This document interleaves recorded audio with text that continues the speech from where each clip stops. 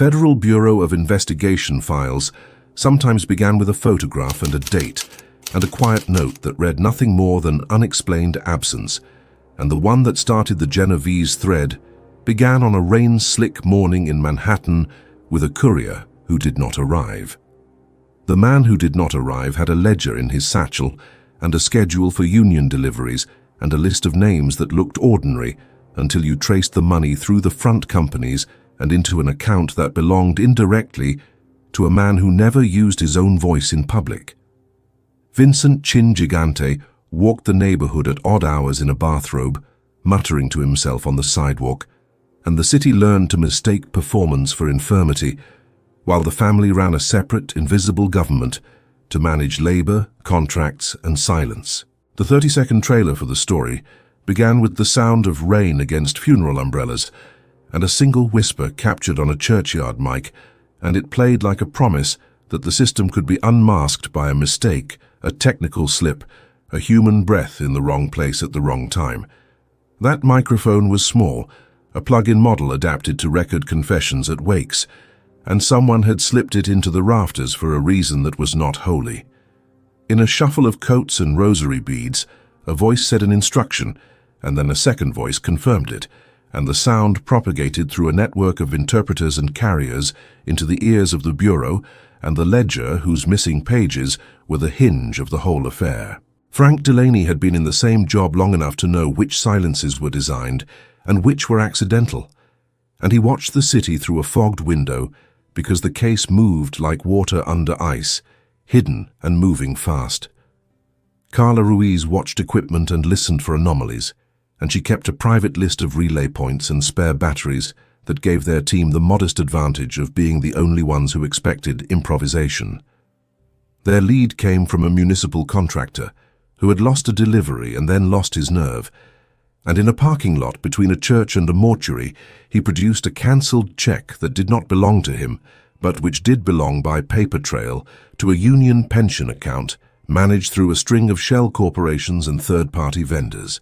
To understand the Genovese method, you had to imagine a machine built to avoid direct command and to make the boss invisible, and Chin made an art of delegation, using intermediaries and hand signals at funerals, nods at church stoops, and coded references to saints and sandwiches, so that orders traveled like rumors and could not be pinned to a face.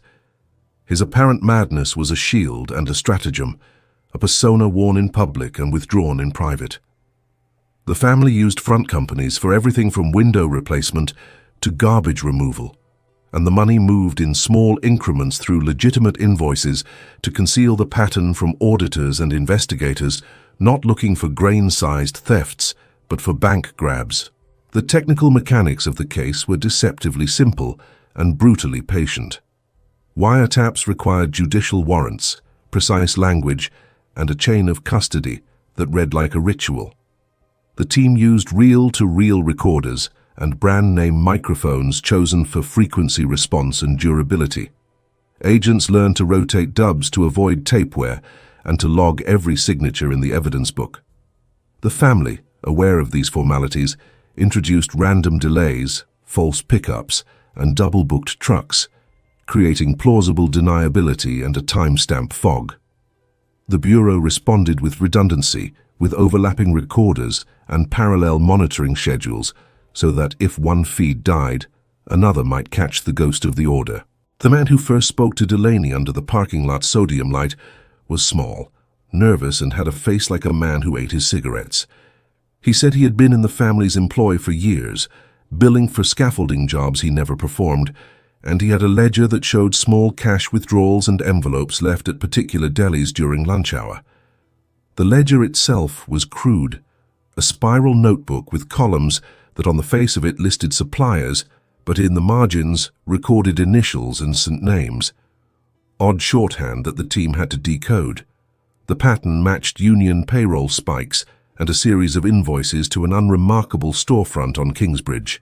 At the funeral, the recording gear was wedged into a church organ room behind a false panel. The operator was an old priest who had been persuaded by a nephew who owed loyalty to a friend and a promise.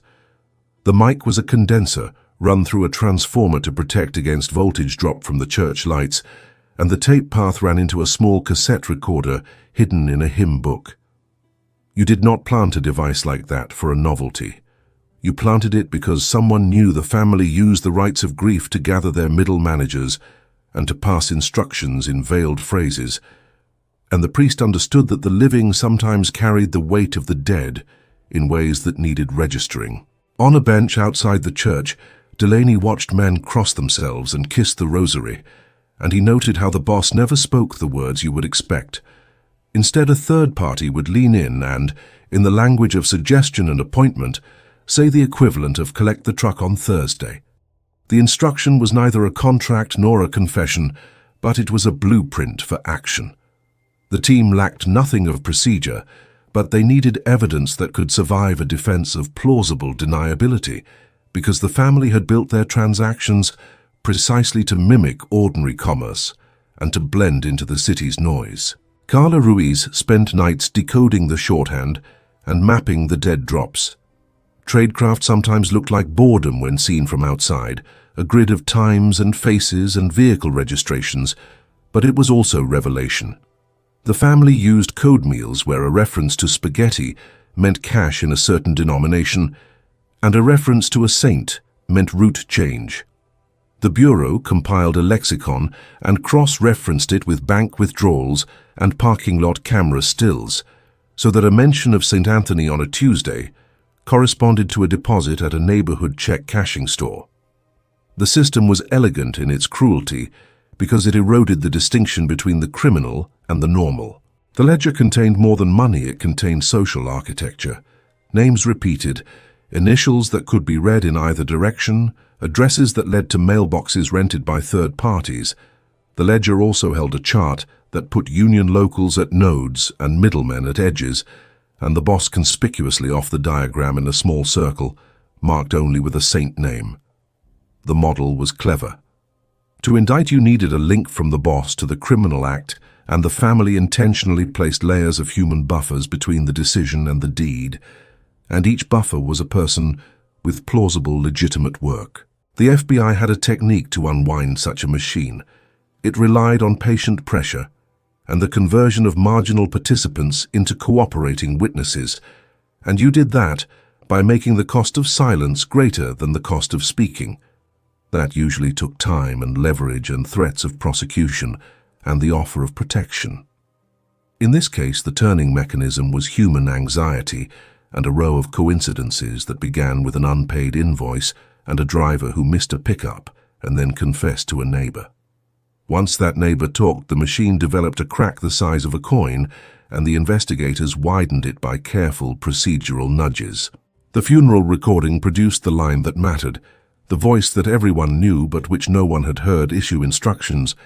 The man was not Chin himself, but a close lieutenant whose cadence and habit matched the boss, and who had been accused in the past of being a human relay. The transcript was messy with the ambient noise of sobbing and the organ, and in one clean phrase the speaker said, "Collect the pains on Tuesday," and the name of a subcontractor.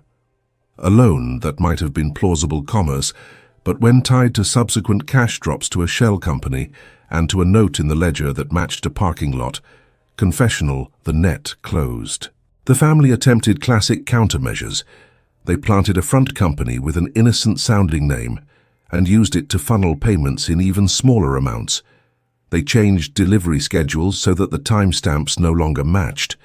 They threatened witnesses by changing phone numbers and by moving them into different neighborhoods. They introduced fake audits and falsified payrolls to confuse any forensic accountant. You could see the logic of it. If the Bureau was a machine of evidence, the family was a machine of entropy designed to spread and dilute. Evidence handling became a central battlefield. The tape was fragile, and the chain of custody paperwork sat like a strip of land between them and a courtroom.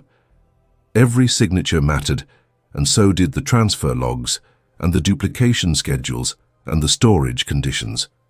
The team used archival spools and magnetic tape cleaner to preserve fidelity, and they logged each playback with a witness. At one point, a reel disappeared from the evidence vault, and an inquiry was opened, and then quietly shelved, and the missing reel resurfaced months later in a different file, and the noise around it suggested an internal compromise. The Genovese play was to wear down the institutional capacity of the Bureau by creating enough small anomalies to exhaust attention and to generate plausible human error. The Bureau countered with parallel verification and with demands that each act be notarized and recorded and that backup dubs be kept off-site. They also ran controlled leaks to the press to flush informant networks out into the open and to induce panic among the middle managers who carried cash in paper envelopes and counted on discretion for their income. Delaney learned that the family valued ritual as much as profit, and that funerals were governance sessions disguised as mourning. The men would sit, break bread, and the bosses who kept multi-layered distance would signal through assent, through an arrangement of chairs, through the ending of a prayer. The funeral mic caught one such assent, and the recording became a hinge because it connected the ritual language to an act that could be documented with other records, like trucks moving and invoices cleared and checks cashed.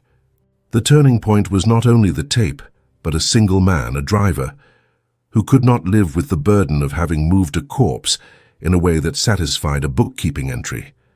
He confessed in a parking lot, and the confession linked the ledger entry to a body moved through a back lane to avoid public notice.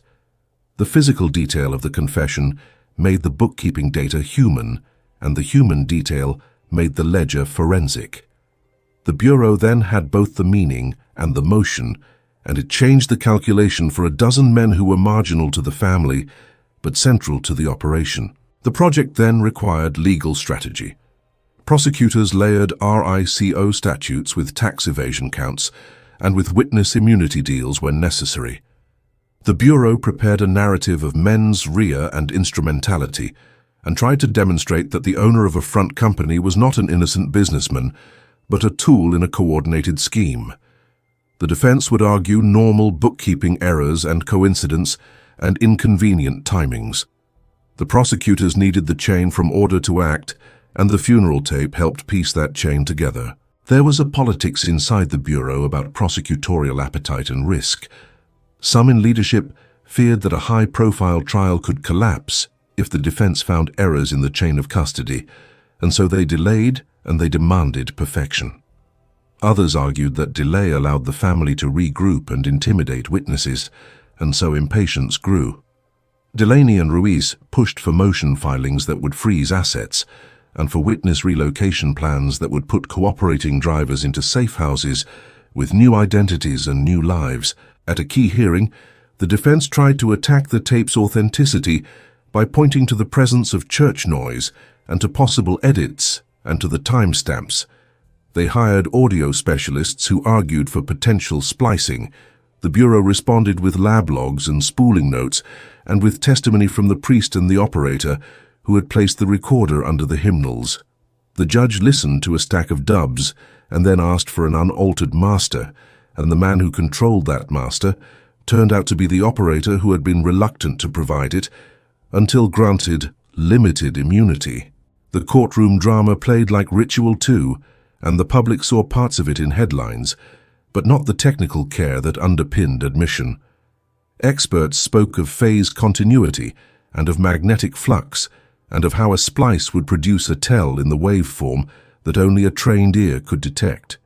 They spoke of the need for multiple chain of custody witnesses and the problem of internal leaks. The defendants tried to paint the case as a witch hunt, while prosecutors presented a latticework of improbable coincidences. The family's outreach to the unions became public, and that produced headlines that damaged reputations and excited elected officials who had received donations and favors. Some politicians distanced themselves quietly, and some turned against their earlier stances once subpoenas arrived. The social architecture that had insulated the family showed cracks where money had once seemed immaterial and where local businesses found themselves in the glare of federal attention. When indictments finally dropped, a string of men were arrested with small cash sums and ledgers in their pockets and addresses that traced back through mailboxes and accountants. The Genovese method of governance did not collapse overnight, but the arrests reduced the family's confidence in certain middlemen and created a period of cautious quiet where orders were communicated less and through more removed parties. The infrastructure of the racket remained, but it had to adapt to a world where tape and ledger and confession could be joined in a court. For Delaney, the victory felt conditional. He had watched men he thought indispensable step into public rooms and then into courtrooms and speak with different voices. He had watched informants exchange gratitude and bitterness and disappear into other states. He had also watched the family rearrange its routing and increase the use of cash and short-lived contracts to avoid the bookkeeping traps that had ensnared them. Crime evolved and bureaucracy evolved with it. Carla Ruiz catalogued the evidence and then took a quiet walk one afternoon along the river and felt the city shift. She understood in a clearer way how systems overlapped and how ritualized behavior could carry the weight of orders. The tape had been a key, but not the only key, and the ledger had been a map, but not the only map. The real lesson was structural and bitter in equal measure, and it was this that the team filed away for the next case. The family lost men and revenue and a psychological advantage, and the public learned a little about the invisible markets that fed on normal commerce. But the fundamental logic of the system remained. It survived by moving to smaller transactions and by embedding itself in services that seemed innocuous. The Bureau had punctured the machine, yet the machine returned with new gears. Law enforcement took comfort in the precedent and the court decisions that followed and used them as templates in other districts and other rackets, but they also knew they were engaged in a long-term struggle. At the end, there was a quiet scene in which Delaney visited a small storefront on Arthur Avenue, where a widow ran a pastry shop and where months before envelopes had passed hands in the laundry room. He ordered coffee and watched as the woman folded a paper bag and placed a loaf inside. He understood that some of the costs of exposure landed with ordinary people who had been unaware of how the machine had used their trust. He left a donation and a note in the jar and walked away in the rain.